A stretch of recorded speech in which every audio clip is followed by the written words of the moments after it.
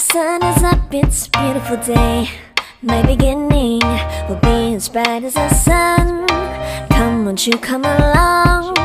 Hi guys! So, I hope you're doing well right now. And bago ko simulan yung video na to, I would like to have a short disclaimer lang to. Please know na lahat na sasabihin ko is based on my experiences and hindi dahil sa ito yung nagmamarunong ako or what. So, please bear with me. Pagka meron ako mga hindi nasabi, please, okay lang naman sa akin na mag-comment down kayo or magsulat kayo ng mga alam nyo pa about your expertise and about your degree, kung ano yung tinuturuan nyo.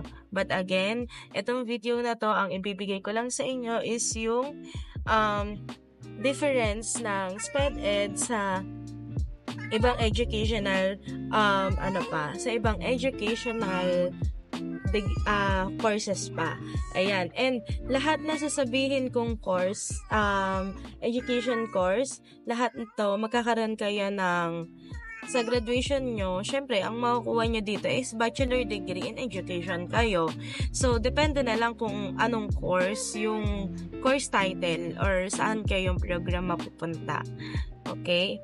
So, meron akong mga sasabihin dito kung ano yung mga dapat bang i-enroll nyo kung gusto nyo turuan yung mga ganitong bata. Pero, it depends pa rin sa inyo kung anong major. Kasi, hindi lahat na sasabihin ko is may major. And yung iba dito, sadyang stock knowledge ko lang yun. So, ayan. Pasensya na kayo kung may naririnig kayo pusang nag-meow sa background ko kasi shy in heat. So, if there's no anything else na, so let's get started na. Kung want nyo yung degree na meron ako, and kung gusto nyo i-take yung bachelor ko ng ng teaching education program, syempre, ang iti-take nyo dyan ay Bachelor of Special Needs Education or Bachelor of Science in Special Needs Education. Yan. So, ano nga ba yung course na yon? So, yung course na yon nakafocus siya on preparing educators to teach and support students with special needs. So, it covers strategies for individualized education plans and inclusive classrooms, ganyan.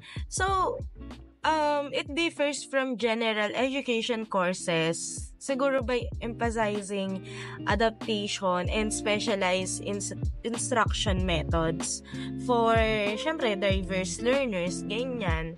So,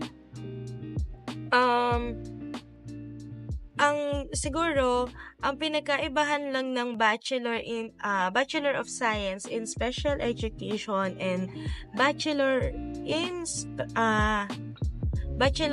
Special Needs Education is siguro yung pangalan lang niya talaga. But the content naman remains focused on creating supportive, adaptive learning environments. So, yun. So, ako kasi graduate ako, diba, ng Bachelor of Special Needs Education with specialization in early childhood education. So, depende kasi yun sa school nyo kung ano yung specialization na meron doon sa bachelor course na kukunin nyo or doon sa course na kukunin nyo. Kasi sa amin, ang alam ko is dapat generalist ako. Pero along the way nung college years ko, they told me na ECE yung specialization ko. Yon. So, very important siguro for me, ang advice ko is, very important yung tanungin nyo kung ano yung specialization na nandoon sa course na kukunin nyo, lalo na pagdating sa SPED. Kasi iba-iba yung pagdating sa SPED eh. Pwede kayo mag-specialization ng ECE nga, which is yung sa katulad ng akin. Meron din naman na nag-specialize sila, focus sila in deaf and blindness, ganyan. Meron na rin naman tinatawag na generalist, and meron pang iba. Ayan, meron pang iba. Well, hindi ko masabi lahat kasi I don't know din kung ano yung offer na course ng school nyo. Kung meron man kayong SPED ed, ganyan. Hindi ko rin alam. Pero, yun yung sa school namin. Pero, ang sa school kasi namin ngayon, SPED specialization with ECE lang. Wala siyang deaf and blindness, tsaka generalist. Okay? So, ayun. If you want to teach nga yung mga with disabilities, ganyan, yung mga autism, Down syndrome, ADHD, yan, yung may mga GDD na mga bata.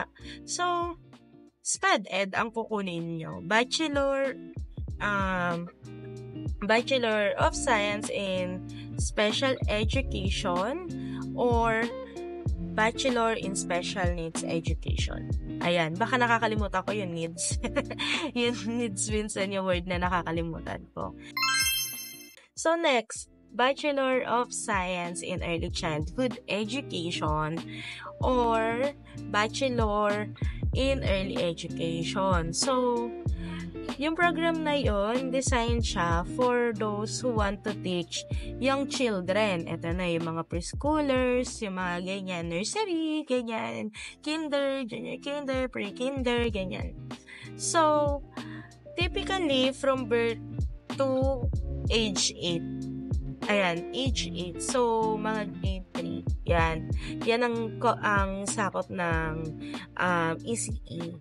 And it covers child development and age-appropriate teaching methods. So, it stands apart from other education courses by concentrating on the early stages of childhood development.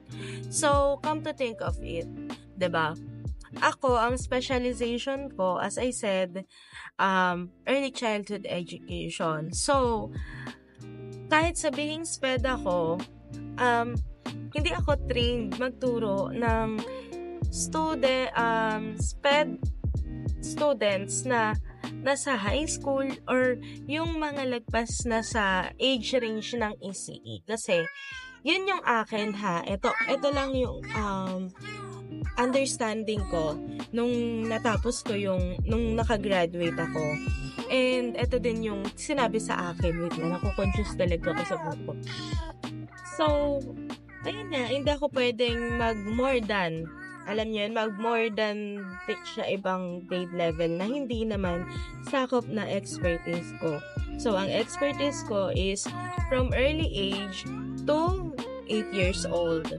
Ayan. So, isipin na lang natin from nursery, maybe from nursery to grade 8 yan. Yan yung age range niya. So, ang pinagkaibahan niya lang sa Bachelor of Science in Early Childhood, syempre, yung yung name pa rin. Yung title, kumbaga. So, still, parehas nilang ini-emphasize, syempre, yung foundational learning and development in early childhood. So, nandiyan yung foundation ng alphabet, knowing alphabet, mga ganyan. Diyan mo ma-encounter yan. Kumbaga, ikaw yung magbibuild ng foundation ng learning ng mga tuturuan mo. Ganun siya. So, sa bata kasi, 'di ba, hindi naman agad-agad matututunan ng bata unless kung wala siyang foundation of learning. So, as ECE teacher in the future, ikaw yung magbi-build nun sa bata. So, yun siya. Okay, yun siya. Yun yung ECE. So, pagdating naman sa elementary na, gusto niyo na magturo ng mga elementary, ganyan. So, ang kukunin nyo is Bachelor of Elementary Education. Okay? So, yung course na to is tailored siya for those aiming to teach children in the elementary grades. Ito, from kindergarten through 6th grade. It includes a broad curriculum naman to. across various subjects unlike secondary education which focuses on a specific subject area. So, eto kasi broad curriculum. Eto na talaga yung mga teachers from grade 1, grade 2, and alam niyo yon, from grade 1, grade 2, and grade 6 yan. And if you want to teach na ng high school or senior high school, ayan, so kukuha lang kayo ng Bachelor of Secondary Education. So, itong program na to, this program prepares individuals to teach at the middle and high school level. So, ang middle kasi, sa school kung saan ako nagtuturo ngayon, part na ng middle namin is from grade 6 to grade 7, 8, 9, and 10. Then, pagdating ng yung high school levels na talagang tinatawag namin, siguro 10, 11, 12, parang ganun. I'm not sure kung yun ba siya, pero sa pagkaka-describe sa akin recently, is grade 6 sa amin ay tinuturing na siyang middle level. Yan. So, eto, students specialize in a particular subject such as mathematics, science. Ito na yung mga major. Ito na yung mga specialization na tinatawag din. So, yung mga teacher na gustong mag-take nito, actually kahit sa elementary, if I'm not mistaken, even in elementary, meron na ring major. Pero depende talaga siya sa school kung saan kayo mag-e-enroll. Kung may ino-offer ba silang major or wala. Pero sa secondary kasi, sa dami ng school na napuntahan ko, lagi silang may major na tinatanong ko, ano yung gusto mong maging major? Gusto mo ba Soc-Sci? Gusto mo ba English? Gusto mo ba Math or Science? Ganyan. So, meron ganon. So, ayun nga, specialize siya in a particular subject such as mathematics, science, language, if I'm not mistaken, language and arts yun which differentiates it from elementary education, focus on general teaching. Ito siya. So, yun yung secondary education. Pagdating naman sa, ito na, yung mga physical education. So, syempre, ang ititake nyong course doon ay Bachelor of Science in Physical Education. So, ito naman, this course naman focuses on training future PE teachers and coaches. Ayan. So, I don't know lang kung ito lang ba talaga yung niya, yung sakop nito. I don't know ha. Pero it includes courses on physical fitness, sports, and health education, distinguishing it from other education courses by emphasis on physical health. Yun yung alam ko ha. Physical, ayan nga, wait lang, search ko. Ayan. Physical activity and wellness. Yun. So, yun siya.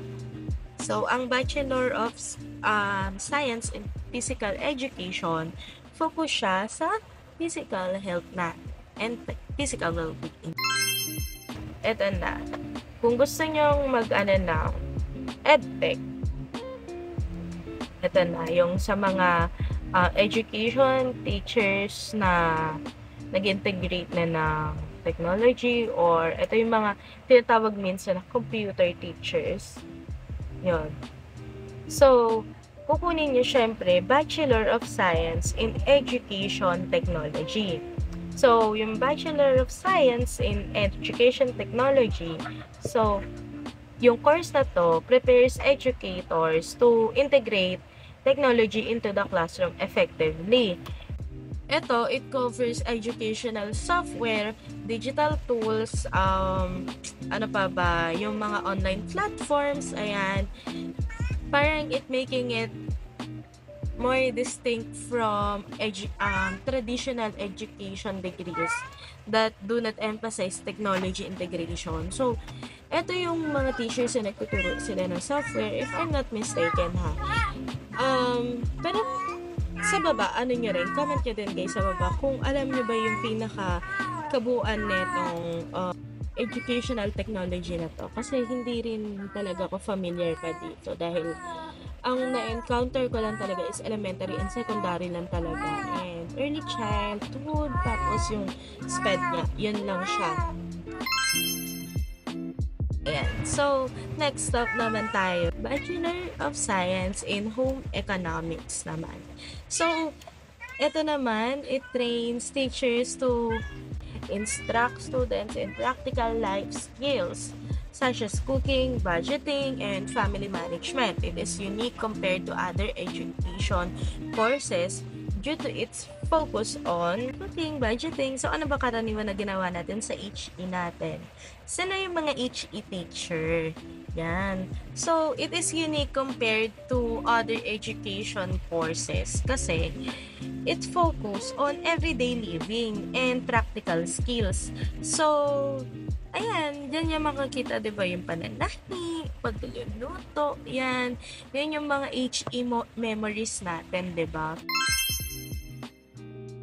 So, pagdating naman sa mga teachers sa gusto ng TLE, yan, yung mga gustong magturo ng TLE. So, we have that too. So, ang kukunin nyo naman is Bachelor of Science in Technology and Livelihood Education. So, ano nga ba yun? So, etong course na to, prepare talaga siya for educators to teach vocational and technical subjects such as woodworking, agriculture, ganyan, and entrepreneurship. It differs from other education degrees kasi it focus on practical and technical skills for livelihood. And at the same time, syempre, dito na yung may pagkukumpuni, pag-aayos ng mga wirings, ganyan. So, dito lahat yon. Yan.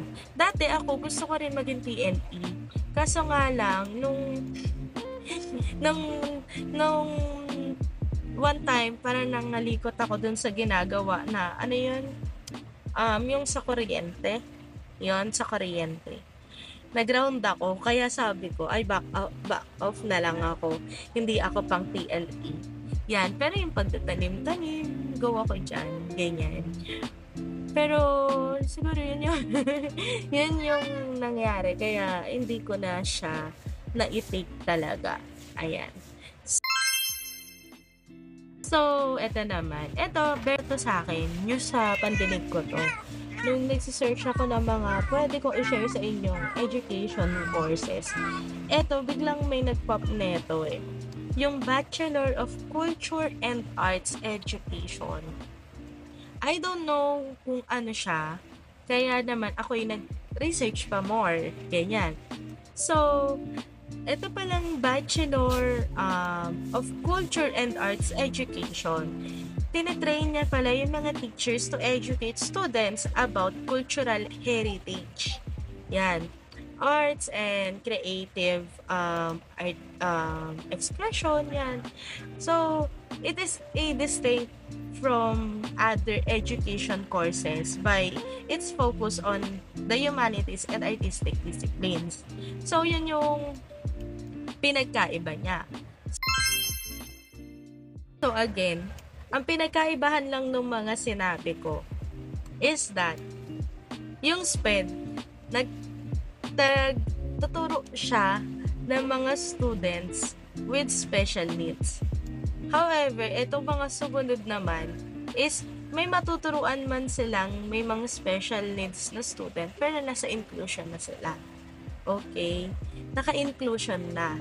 Hindi talaga siya yung parang from the very start sila yung magtuturo kasi si SPED teacher yung magtuturo ng mga student with disabilities. And again, sabi ko nga sa inyo, depende talaga siya sa school kung saan kayo naka-enroll. Doon nyo malalaman kung ano yung mga majors, ano yung mga specializations nyo pa na iba, Ganyan.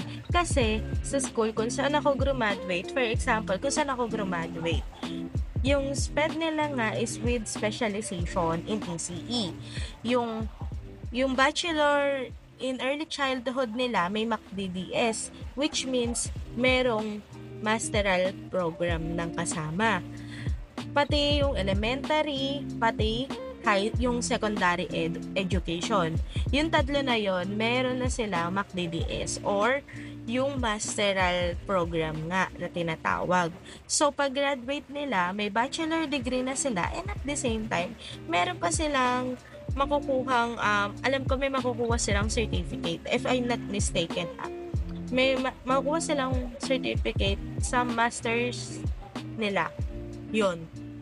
Ayoko magsabi kung what kind or what ano kasi baka mamaya magkamali ako ng sabihin. So, yun siya. So, kung kayo sa schools nyo, meron kayong maidadagdag sa mga sinabi ko na education courses na ino-offer, ayan. So, comment lang kayo, comment below lang kayo kasi magbabasa-basa din ako and please, state nyo na rin kung ano yung difference niya talaga. Kung ano yung sakop niya, ano yung scope nung education course na tinitake nyo. And if meron pa kayong more information to share sa mga education course na binigay ko or sinabi ko, please let me know kasi talaga nagbabasa ako and I would love to if meron kayong isasuggest pa and may mga sasabihin pa kayo about dun sa mga sinabi ko. So, ayun lang guys. So, basta, at the very first day ng pasok nyo being college students, so good luck, and always pray. Kasi, alam nyo, ang prayers, siguro natutunan ko during my college days, ang prayers talaga is working siya and at the same time, important. Kasi, important siya dahil alam niyo yon, without prayer talaga in your college days, parang feeling nyo lagi para kayong babagsak ng babagsak, ganyan. And syempre, study well din. Yan. Yung time management nyo, ayusin nyo, and lahat ng kailangan nyo if you want to get 2 minutes rest, no? If you want na magkaroon kayo ng rest hours, ganyan, basta i-prioritize mo yung mga dapat i-prioritize muna before anything. Kasi pag yung time management nyo failed siya sa first day and sa second day nag-failed na naman siya tapos parang nakasanayan nyo na nag-fail siya lagi, mahihirapan kayo during your college days. So, dapat kung ano yung priority lang, yun lang yung i-priority nyo muna. Okay? Then yung mga gimmicks, gawin niyo siyang leisure time or resting time na rin. Yan. Kasi ako ganun yung ginawa ko. Yung mga gimmicks and yung mga party nung college days ko, ginagawa ko siya as pagpagpag ng pagod ko sa pag-aaral ko. Ayan. So, hindi siya more on puro lang ako aral. Party din naman ako. Yan. Nagpahinga rin naman ako. And marami rin naman akong nagawa. So, yun lang yung masishare ko sa inyo, guys. And I hope talaga na yung college days nyo is very, easy lang for you. Kahit na maraming ginagawa, maraming struggles, maraming challenges, still, magsusurvive kayo sa college days nyo. Kasi, sa akin na mismo manggagaling. Ako, in my 5 years, na dapat 4 years lang in my college days, isa lang natutunan ko, mag-thrive araw-araw. Sobrang yung hard work nyo, talagang i-push nyo yung sarili nyo sa labas ng comfort zone na meron kayo. Then, sabi ko sa inyo, after all, sobrang worth it kapag nandun na kayo sa stage para kunin yung diploma nyo. See you guys on my next video. Please do like and share na din kung meron kayong mga nag-struggle pang friends sa paghahanap or pagde-decide ng course na iti-take nila, especially in education course. Okay? So, yun lang guys. I will see you next on my video. So, bye! Bye! Just let me love you. Marami ngayong nagtatanong na kung maganda nga daw ba mag-aral ng SPED-ED at kung ano nga daw ba yung pinagkaibahan ng special needs education sa ibang educational courses. So ngayon, I will talking about kung ano nga ba yung mga para maging general ha. I will talking about kung ano nga ba yung pinagkaiba ng mga educational courses sa bawat isa, syempre. And ano nga ba yung pinagkaiba ng tinuturuan ng course ko, kung ano yung graduate akong course sa course ng iba pang educational degree. So, pasensya na kayo kung medyo may mental block ako ngayon kasi this past few days, marami na ako naging trabaho and ang dami ko na rin ginagawa. Sa school na kung saan ako nag-work, hindi pa gaanong maraming ginagawa, pero yung mas maraming ginagawa dito sa mga sa mga naiwan ko pang errands dito sa bahay. And at the same time, dun sa dati kong naging tutoring center.